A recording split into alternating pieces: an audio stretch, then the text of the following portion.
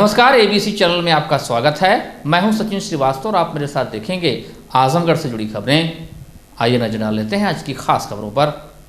खबर के प्रायोजक हैं गोमती ग्रामीण निधि लिमिटेड की पेंशन योजना, फिक्स डिपॉजिट, डेली जमा व मंथली जमा योजनाओं में निवेश करें और पाएं बेहतर return. Niswa girls inter college, Paharpur, Azamgarh. Admission open classes nursery to 11th। IIT और नीट की तैयारी और लाइफस्टाइल फर्नीचर बेलानाडी, आजमगढ़।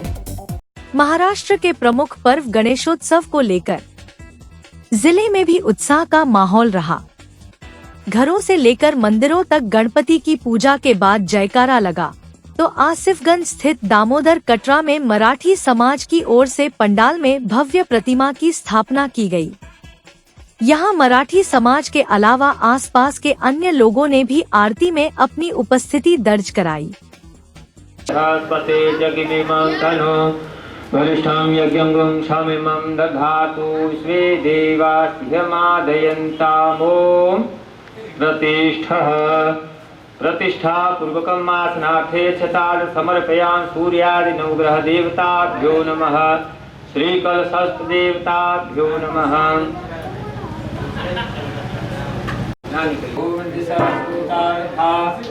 लोकामकल्पयन्नः तीर्थानि प्रचलन् श्रीकाहस्तानि संगिरे तेषां गुं सहस्रयोजने वयं गणेशाम्बिकाभ्यां नमः।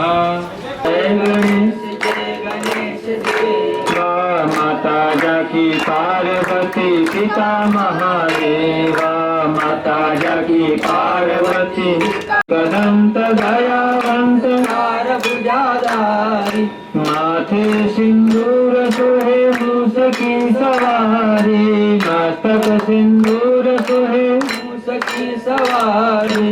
जय गणेश जय गणेश जय गणेश देवा माता जाकी पार्वती पिता महादेवा।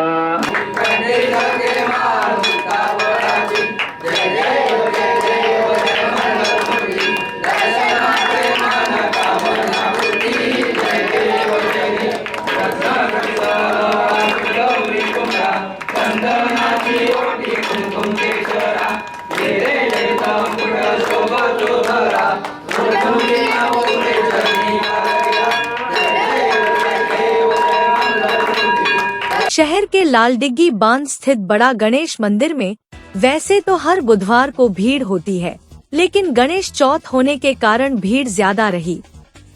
तीज का पारण करने के बाद गणपति के दरबार में महिलाओं के पहुंचने का क्रम शुरू हो गया। सुबह 8 बजे श्रृंगार, अभिषेक व हवन के बाद दर्शन एवं 10 बजे से मीठी बुनिया के प्रसाद का वितरण किया गया। मान्यता है कि भाद्रपद माह के शुक्ल पक्ष की चतुर्थी तिथि पर विघ्नहर्ता और मंगल मूर्ति भगवान गणेश का जन्म हुआ था। इसी कारण से सभी चतुर्थी में इसका विशेष स्थान है। आज से घर घर और बड़े बड़े पंडालों में गणेश प्रतिमाएं स्थापित करके उनकी विधिवत पूजा अर्चना शुरू हो गई। कहते हैं गणेश चतुर्थी से लेकर अनंत चतुर्दशी तक भगवान गणेश अपने भक्तों के बीच रहते हैं और उन्हें अपनी पूजा उपासना का अवसर देते हैं। महापर्व की इस अवधि में गणेश भगवान की पूजा करने से हर संकट दूर हो जाता है और श्रद्धालुओं को मनचाहा वरदान भी प्राप्त होता है। गौरतलब है कि चतुर्थी तिथि के दिन चंद्रमा, जिसके मस्तक का ताज बनकर पूरे विश्व को शीतलता प्रदान करता है, उस अग्रपूज्य देव भगवान गणेश की आराधना के लिए ही भक्त बड़ा गणेश मंदिर में हाजिरी लगा रहे हैं।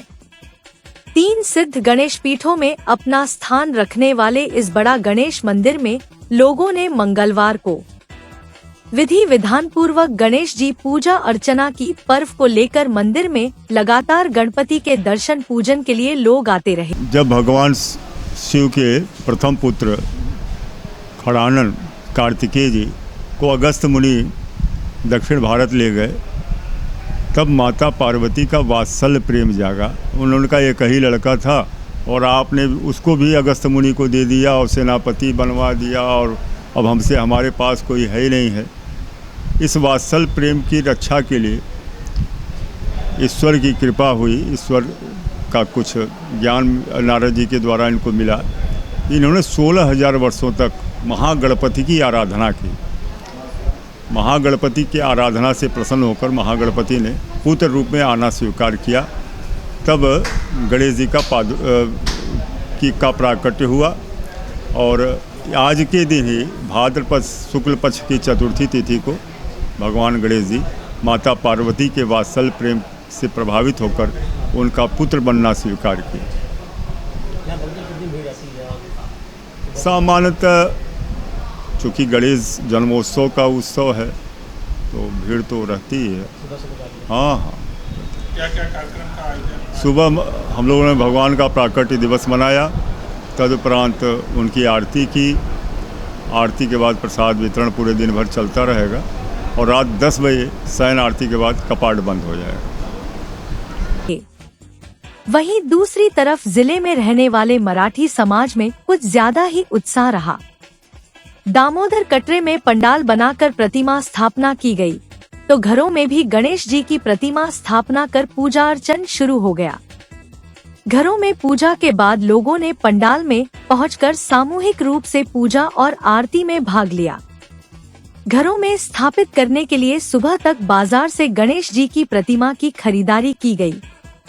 आयोजक मंडल के सदस्य अजय भोसले ने बताया कि मराठी समाज के लोग कभी इस पर्व को नहीं भूलते। पंडाल के अलावा विभिन्न मोहल्लों में रहने वाले मराठी के घरों में भी प्रतिमा स्थापना की जाती है। घरों में भी 5 दिन तक पूजन अर्चन किया जाएगा। 5 दिनों तक पूजा के बाद सोमवार को बड़ी प्रतिमा के साथ घरों में स्थापित छोटी प्रतिमाओं का बाजे गाजे के साथ विसर्जन किया जाएगा।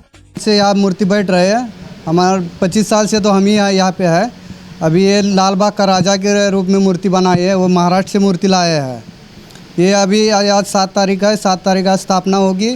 उसके बाद 7 दिन तक पूजा अर्चना सुबह शाम हो जाएगी।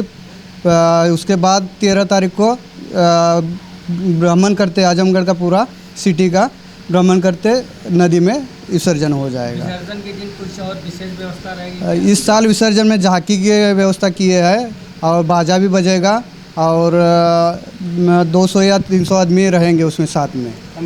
जनपद के पैकौली गांव के रहने वाले नासा वैज्ञानिक डॉक्टर योगेश्वर नाथ मिश्रा ने एक ऐसे कैमरे का आविष्कार किया है जो रोशनी से भी तेज गति से चलने वाले किसी ऑब्जेक्ट की तस्वीर पल भर में कैद कर सकता है। इसे दुनिया का अब तक का सबसे तेज गति से काम करने वाला कैमरा बताया जा रहा है। आपको बता दें कि आजमगढ़ जिले के रहने वाले डॉक्टर योगेश्वर नाथ मिश्रा ने इस कैमरे को बनाकर अपना ही एक पुराना रिकॉर्ड तोड़ दिया है, जिसमें उन्होंने नई तकनीक पर आधारित एक बेहद फास्ट कैमरा बनाया है। उनका बनाया हुआ नया कैमरा वर्तमान तकनीक से 20,000 गुना तेज गति से काम करता है।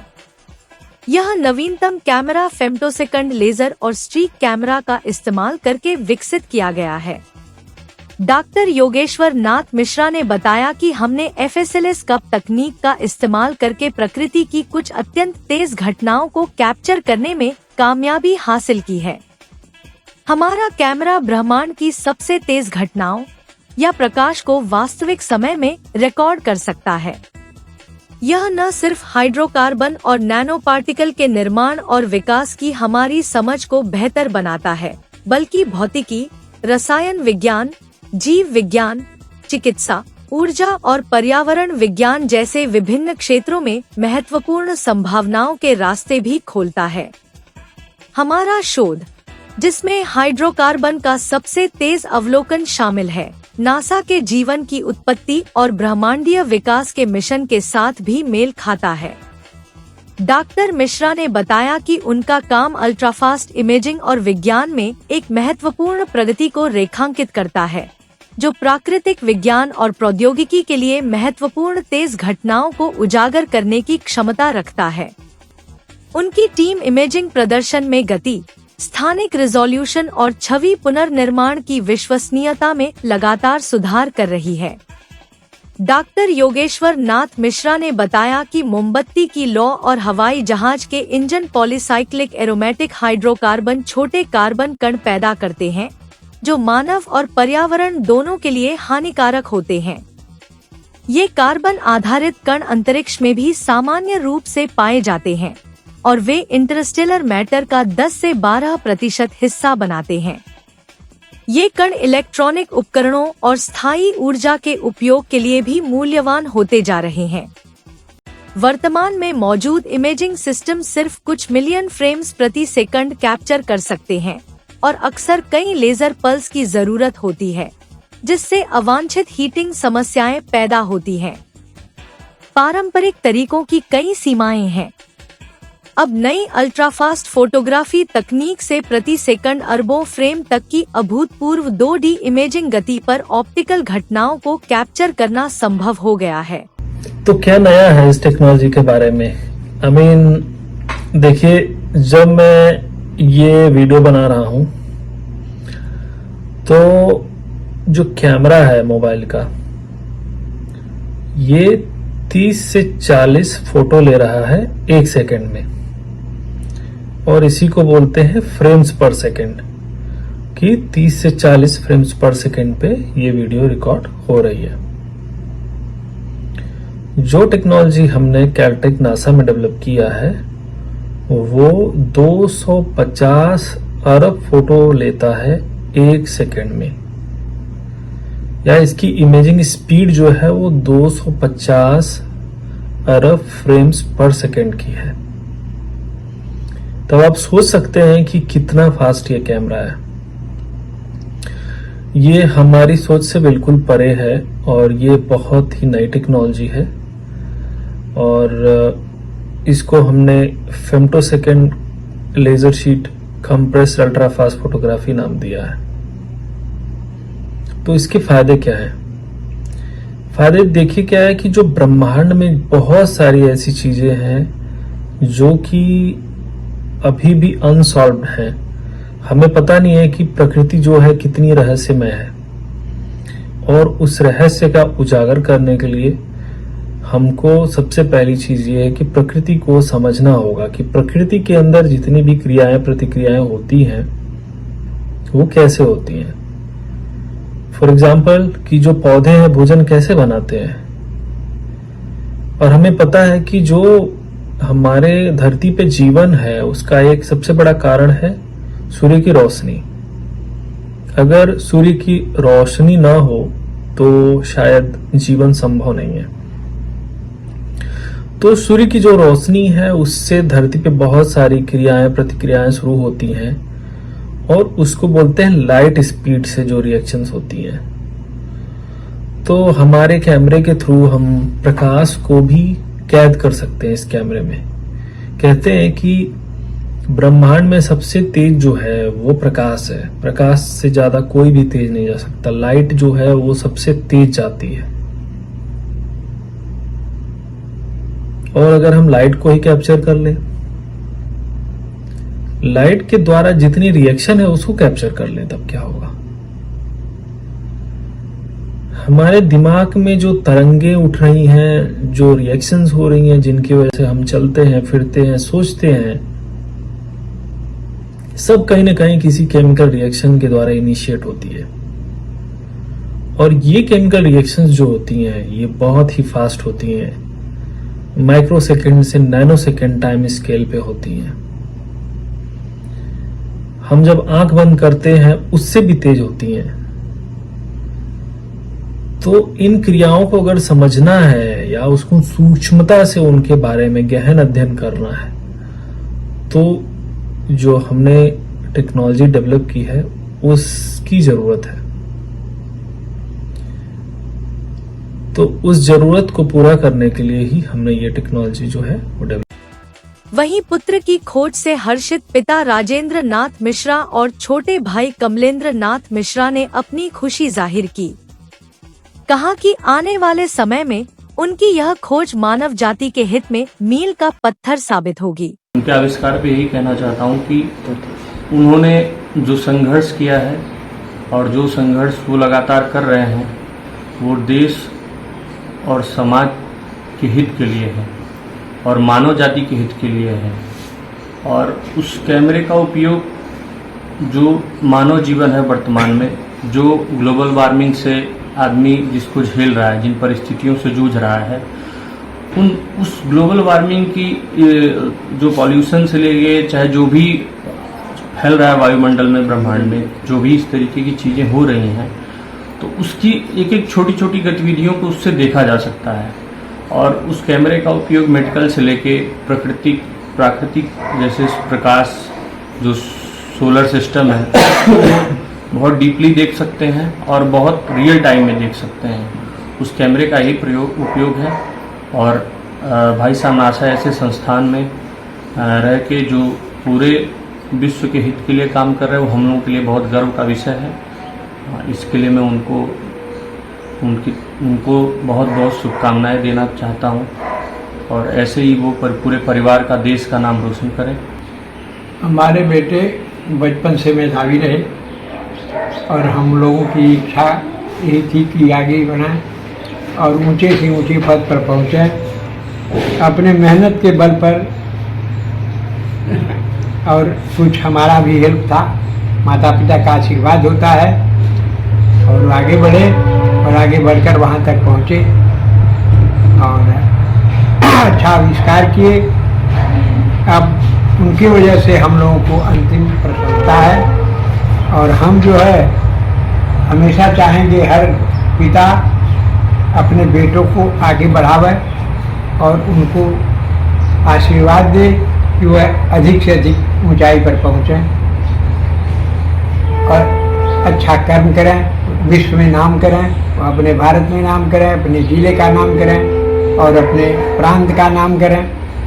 जिस तरह आजमगढ़ को बदनाम किया जाता है, आजमगढ़ को बदनाम करने वाले कुछ लोग हैं। गलत काम करने के बाद बदनामी होती है, लेकिन आगे भी कुछ लोग उसी में से, जैसे राहुल संकीर्तन का नाम पूरे विश्व में है, इतिहास में है, तो श्याम नारायण पांडे का नाम है, ये भी मनोज अच्छे विद्वान थे। रामधारी दिनकर का नाम है, वो भी आजमगढ़ के रहने वाले थे। तो आजमगढ़ के लोग अच्छे थे, लेकिन कुछ लोग बुरे भी थे। तो बुराई को अच्छाई ढक सकती है। अब अच्छी लड़के निकल रहे हैं, हर लोग अच्छी जगह पर पहुंच रहे हैं, तो वह अच्छी जगह पर पहुंच गए। हमको तो बहुत प्रसन्नता है, हमारे पूरे परिवार को प्रसन्नता है और हम लोग दिल से आशीर्वाद देंगे कि भाई और आगे बढ़ें। जिलाधिकारी विशाल भारद्वाज एवं पुलिस अधीक्षक हेमराज मीना की अध्यक्षता में शनिवार को तहसील बूढ़नपुर के सभागार में संपूर्ण समाधान दिवस का आयोजन किया गया। इस अवसर पर जिलाधिकारी ने संबंधित अधिकारियों को जन समस्याओं के त्वरित एवं गुणवत्तायुक्त निस्तारण करने के निर्देश दिए। उन्होंने कहा कि इसमें किसी भी स्तर पर लापरवाही क्षम्य नहीं होगी। जन समस्याओं का गुणवत्तायुक्त एवं समयबद्ध निस्तारण शासन की प्राथमिकता है।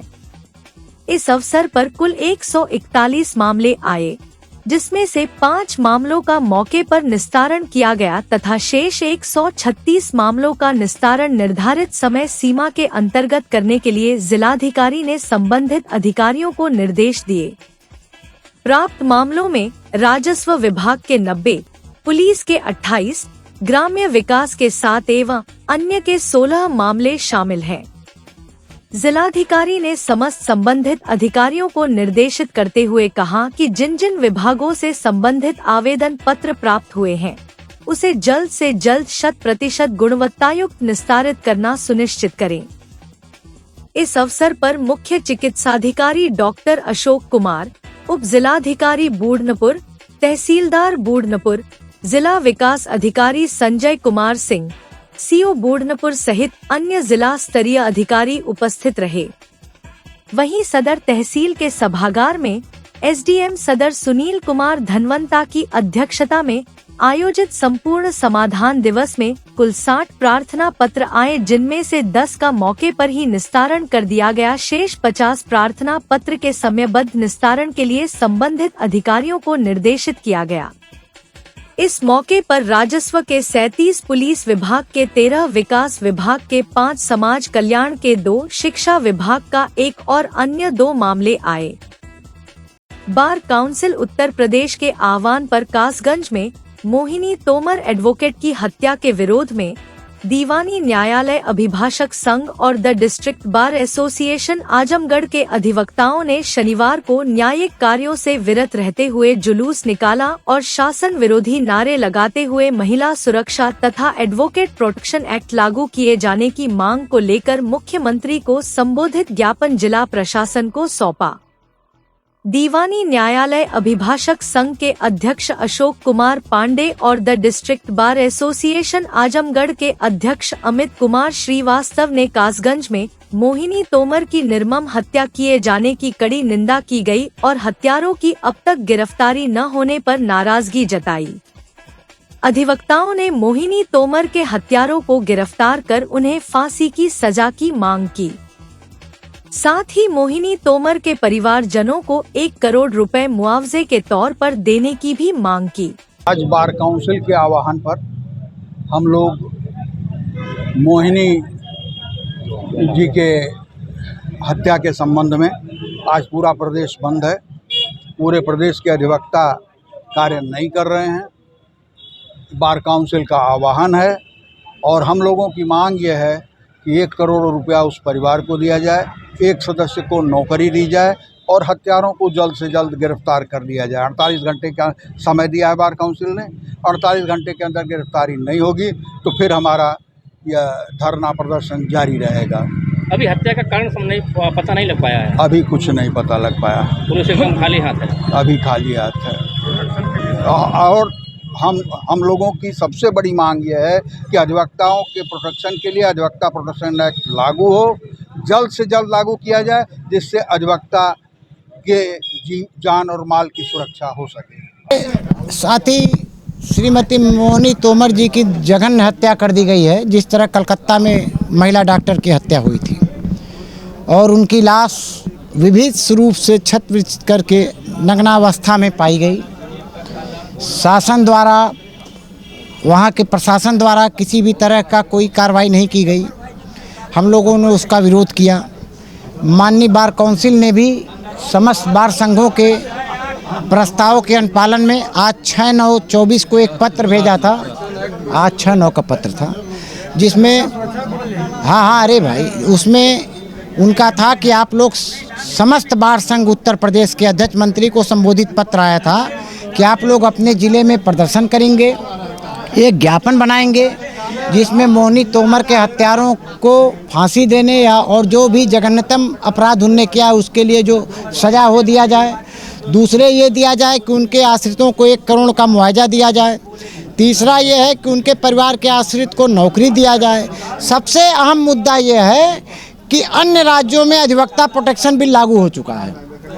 राजस्थान में लागू है, अन्य राज्यों में लागू है और हमारी बहुत दिनों से मांग है, विधि आयोग में ड्राफ्ट बन के तैयार है। हमारी आप लोगों के माध्यम से और समस्त अधिवक्ता संघों के तरफ से ये पुरजोर मांग शासन से की जाती है कि अविलंब अधिवक्ता सुरक्षा अधिनियम का पारित किया जाए। जैसे मेडिकल प्रोटेक्शन एक्ट है, उसी तरह एडवोकेट प्रोटेक्शन एक्ट को लागू किया जाए। आज बार काउंसिल के निर्देश दिनांक 6/9/24 के क्रम में पूरे प्रदेश में विरोध स्वरूप मोहिनी तोमर के हत्या जिस प्रकार से हुई और उनका पहले अपहरण किया गया और बाद में उनका हत्या कर दी गई और अभी तक मुलजिमानों की गिरफ्तारी नहीं हुई और जिस तरह का पुलिस द्वारा कोई भी सहयोग अब तक हम अधिवक्ताओं के प्रति किसी भी तरह का रवैया जो रहा ठीक नहीं रहा है। इससे हम लोगों अधिवक्ताओं में काफ़ी आक्रोश है। पुलिस के इस रवैया से अधिवक्ताओं में काफ़ी नाराज़गी है और सभी प्रदेशों में, लगभग ज़्यादातर प्रदेशों में, राजस्थान, हरियाणा वगैरह में अधिवक्ता प्रोटेक्शन एक्ट पूरी तरह से लागू हो चुका है। इसलिए हम यूपी सरकार से यह मांग करते हैं कि यहाँ भी अधिवक्ता प्रोटेक्शन एक्ट विधि आयोग में लंबित है, उसे निकालकर उस पर पक्की मुहर लगाकर उसे उत्तर प्रदेश में भी लागू किया जाए। आजमगढ़ जनपद के अतरौलिया थाना क्षेत्र में अतरौलिया बाजार निवासी तेरस सोनकर उम्र लगभग 55 वर्ष, प्रकाश चौरसिया उम्र लगभग 45 वर्ष शुक्रवार शाम अतरौलिया स्थित पश्चिम पोखरा से वापस अपने घर की तरफ आ रहे थे कि तभी एक 4 पहिया वाहन ने दोनों को टक्कर मार दी, जिसमें तेरस और ओम प्रकाश घायल हो गए। दोनों घायलों को स्थानीय लोगों ने नजदीकी 100 शैय्या संयुक्त जिला चिकित्सालय पहुंचाया, जहां डॉक्टर ने दोनों की हालत गंभीर देखते हुए जिला अस्पताल के लिए रेफर कर दिया। घायल तेरस सोनकर ने बताया कि हम और मेरा साथी ओमप प्रकाश टहलकर वापस आ रहे थे कि बाजार के ही निवासी दाऊद पुत्र मोहम्मद महमूद, जो कि जान से मारने की नियत से धक्का मार दिया। धक्का लगने से दोनों लोग गिर पड़े तो दाऊद ने कार बैक करके फिर ऊपर चढ़ा दिया। इसके बाद वह कार लेकर फरार हो गया। गंभीर अवस्था में दोनों लोगों को अस्पताल भेजा गया, जहां से जिला के लिए रेफर कर दिया गया। घायल तेरस सोनकर की स्थिति गंभीर बनी हुई है। सूचना पाकर अतरौलिया बाजार के लोग आक्रोशित हो उठे और दाऊद के घर पर चढ़कर हंगामा करने लगे और गिरफ्तारी की मांग करने लगे। सूचना मिलते ही मौके पर सीओ किरण पाल सिंह समेत 4 थानों की पुलिस फोर्स मौके पर पहुंच गई है। बताया जा रहा है कि दाऊद का पुराना आपराधिक इतिहास है। उसके ऊपर पहले से कई मुकदमे दर्ज हैं। वहीं इस मामले में एसपी ग्रामीण चिराग जैन ने बताया कि शुक्रवार शाम करीब 7 बजे अतरौलिया थाने पर सूचना प्राप्त हुई कि दाऊद नाम के व्यक्ति ने 2 व्यक्तियों को 4 पहिया वाहन से चोटिल कर दिया है। इस सूचना पर अतरौलिया थाने के साथ ही आसपास के थानों की फोर्स मौके पर पहुंची। घायल के परिजनों ने हत्या के प्रयास का आरोप लगाया। इसमें सभी तथ्यों की जांच प्रचलित है। परिवार से तहरीर प्राप्त कर मुकदमा पंजीकृत कर लिया गया है। जांच की जा रही है। जो भी तथ्य प्रकाश में आएंगे उसी के आधार पर अग्रिम कार्रवाई की जाएगी। अब हम आगे थे और पीछे से वो आया है दाऊद, उसका नाम है। हम लोग साइड से थे। प्रकाश चौरसिया हम। हाँ पीछे से आया, मार दिया टक्कर। हाँ फिर क्या हुआ? फिर पीछे बैक करके फिर मार दिया। अच्छा, बैक करके फिर मार दिया। हाँ ऊपर चढ़ा दिया। मेरे सामने मैं पूर्व के पच्छू पोखरा में बैठा था। शंकर भगवान के मूर्ति के बगल में एक अंडे की दुकान में वहाँ पर बैठा था। ये पहले लोग गए, हमारे बड़े भाई थे तेरस सोनकर, उसके बाद एक हमारे चाचा लगते प्रकाश चौरसिया, ये सब हमारे सामने टहलने गए। टहलने के बाद वापसी आ रहे थे। मैं वहीं पर बैठा था, अपनी मोबाइल चला रहा था, मैं अपना गेम खेला था। मेरे सामने वो लोग आए, पहले तुरंत धड़ाक, जैसे एक्सीडेंट किसी को मारा जाए उसको जानबूझ के मार के लेकर जा रहे थे। फिर बोनट में वो लोग फंस गए। बोनट में फंसने के बाद ये दाऊद था, दाऊद 3 बार रिवर्स किया, 3 बार चढ़ा के गया। फिर नहीं, जबरदस्ती चढ़ा के गया वो। सभी लोग वहां पर रोक रहे थे, रुका नहीं। सभी लोग रोक रहे थे, वो रुका नहीं। वो जबरदस्ती गाड़ी पे चढ़ा गए। जैसे लग रहा था उन लोग को वो हत्या करने वाला है। यही है। क्या मांग? 6 सितंबर 2024 को थाना अतरौलिया पर समय लगभग शाम को 7 बजे यह सूचना प्राप्त हुई कि एक दाऊद नाम के व्यक्ति ने 2 व्यक्ति हैं, तेरस राम सोनकर और प्रकाश चौरसिया, इनको अपने 4 पहिया वाहन से दुर्घटना करके चोटिल कर दिया है। इस सूचना पर तत्काल थाना अतरौलिया की पुलिस और आसपास के 2-3 थानों की पुलिस मौके पर पहुंची। मौके पर परिवारजनों द्वारा दाऊद नाम के व्यक्ति पर हत्या के संबंधी आरोप लगाए गए। इसमें सभी तथ्यों की जांच प्रचलित है। जो परिवारजन है उनसे तहरीर प्राप्त कर इसमें मुकदमा पंजीकृत कर लिया गया है। अंतर्गत धारा 109, 281, 352 BNS एवं SC/ST एक्ट सभी तथ्यों की जांच की जा रही है। जो भी तथ्य प्रकाश में आएंगे उनके आधार पर विधिक कार्रवाई की जाएगी। जो इसमें दोनों चोटिल थे उनको जिला अस्पताल में भर्ती करा दिया गया है, उनका इलाज चल रहा है और कानून व्यवस्था समान। अखिल भारतीय अधिवक्ता परिषद के स्थापना दिवस के अवसर पर शनिवार को शहर के ठंडी सड़क स्थित कृष्णायन परिसर में समारोह का आयोजन किया गया। इस अवसर पर अधिवक्ता परिषद को जनपद में स्थापित करने वाले अधिवक्ता लाल बहादुर सिंह को भावभीनी श्रद्धांजलि दी गई। लाल बहादुर सिंह को याद करते हुए सभी वक्ताओं ने उन्हें विधि व्यवसाय के प्रति समर्पित अधिवक्ता बताया। मुख्य अतिथि सेंट्रल बार एसोसिएशन के पूर्व अध्यक्ष आद्या प्रसाद सिंह ने कहा कि अधिवक्ता परिषद 1992 में अपनी स्थापना के बाद विगत 32 वर्षों से लगातार न्यायिक क्षेत्र में कार्य कर रही है। अधिवक्ता परिषद के प्रांतीय उपाध्यक्ष विजय बहादुर सिंह ने अधिवक्ताओं को संबोधित करते हुए कहा कि अधिवक्ता परिषद समाज के सबसे अंतिम छोर पर खड़े व्यक्ति को न्याय दिलाने के लिए कृत संकल्पित है। कानून ऐसे होने चाहिए जो समाज को सहज स्वीकार्य हो।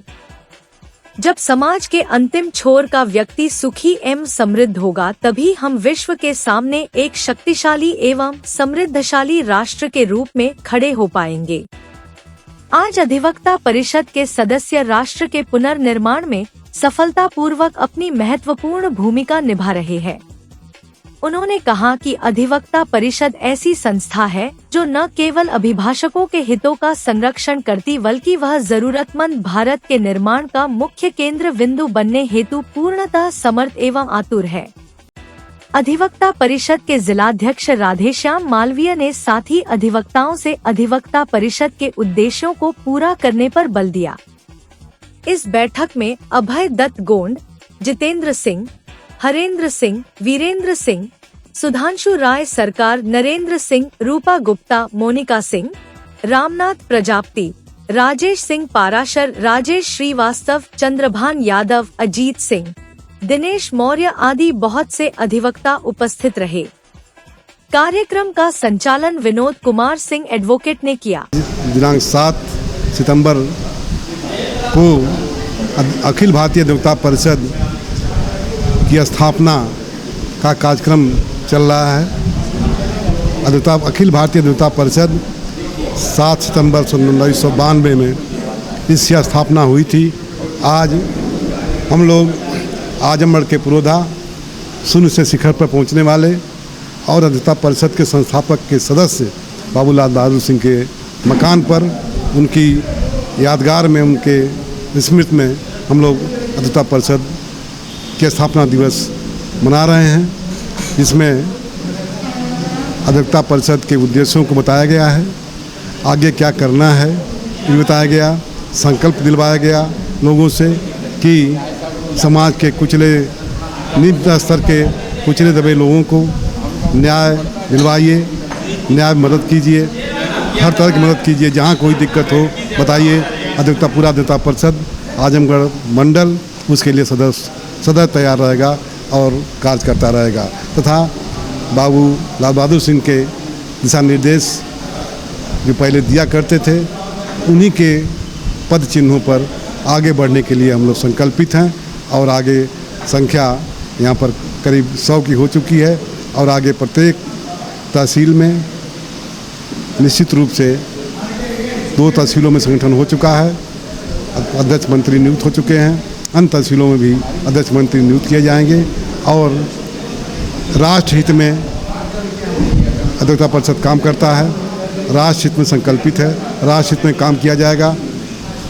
जानवर और पंछी तो अपना परिवार चला लेते हैं, अपने बच्चों को खिला पिला लेते हैं, लेकिन हम लोग मानव हैं। अधिवक्ता परिषद में अपने अलावा समाज के निम्न स्तर के कुछ दबे कुचले लोगों की मदद करना ही हम लोग का उद्देश्य है। न्याय मम धर्म इसका नारा है और उसी के तहत हम लोग काम करते रहेंगे। धन्यवाद।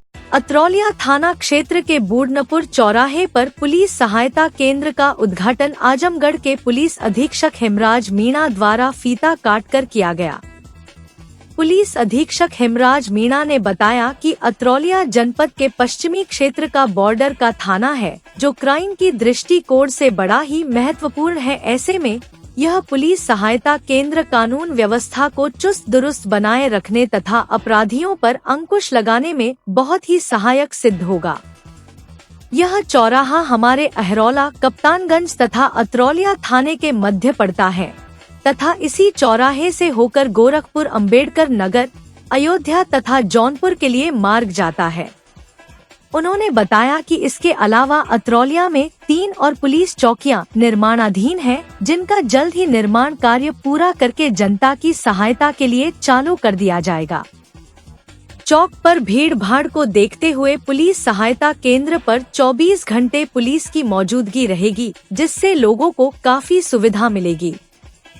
इस मौके पर पुलिस अधीक्षक ग्रामीण चिराग जैन, क्षेत्राधिकारी किरण पाल सिंह, अतरौलिया थाना अध्यक्ष वीरेंद्र कुमार सिंह, बूढ़नपुर चौकी इंचार्ज राम निहाल वर्मा, पवन शुक्ला सहित पुलिस विभाग के तमाम अधिकारी व सुरक्षा कर्मी मौजूद रहे। आप सभी को पता है कि आप जो बूढ़नपुर जो चौराहा है, ये यहाँ से जो हाईवे निकलता है और विशेष तौर से दिन में भी यहाँ पे कुछ ना कुछ कोई ना कोई आता रहता है। और कंदरापुर के बाद में इस पूरे रोड पे कोई भी पुलिस का कोई पोस्ट या पिकेट यहाँ पे नहीं था, जिससे कि कई बार होता है कि कोई महिला है या कोई बच्चे हैं या किसी को परेशानी होती है तो वो पुलिस को ढूंढते हैं, तो पुलिस की कहीं प्रेजेंस उनको नहीं दिखाई देती थी और जो गाड़ियाँ हैं वो इधर उधर मूवमेंट में रहती है। और विशेष तौर से यहाँ नाइट के टाइम पे भी ये जो चौराहा है बहुत महत्वपूर्ण चौराहा है, इधर गोरखपुर के लिए यहाँ से रास्ता जाता है। इधर ये अब चूँकि जब से हाईवे बना है तो यहाँ पे और एक्सप्रेस वे जब से बना है तो यहाँ पे ट्रैफिक बढ़ गया है।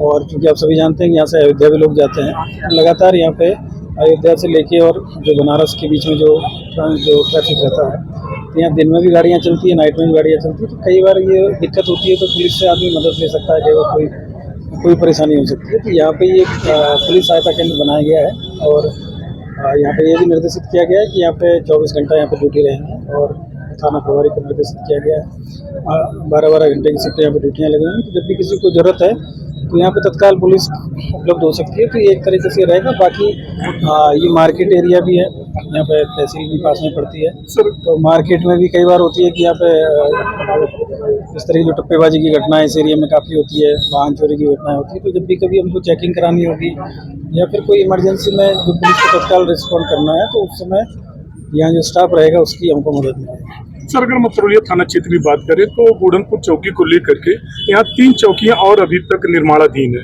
सर, उम्मीद किया जाता है कि वो कब तक तैयार हो जाएंगे? जल्दी करेंगे, क्योंकि पुलिस की प्रेजेंस होना जरूरी है, क्योंकि ट्रैफिक है, अपराध ही कोई जरूरी नहीं है। कई बार आदमी को वैसे भी सहायता की जरूरत पड़ जाती है।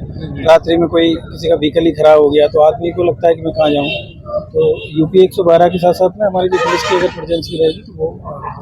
सर, अब चूँकि तरौलिया थाना आजमगढ़ जनपद का पश्चिम का थाना है जो अम्बेडकर नगर की बॉर्डर पे बनता है, सर उधर से बढ़िया क्षेत्र और ईदिलपुर क्षेत्र काफी इंटीरियर माना जाता है। सर, बढ़िया क्षेत्र में पुलिस चौकी का निर्माण चल रहा है, सर उसे उद्घाटन होने में कितना समय लगेगा? जल्दी कराएंगे।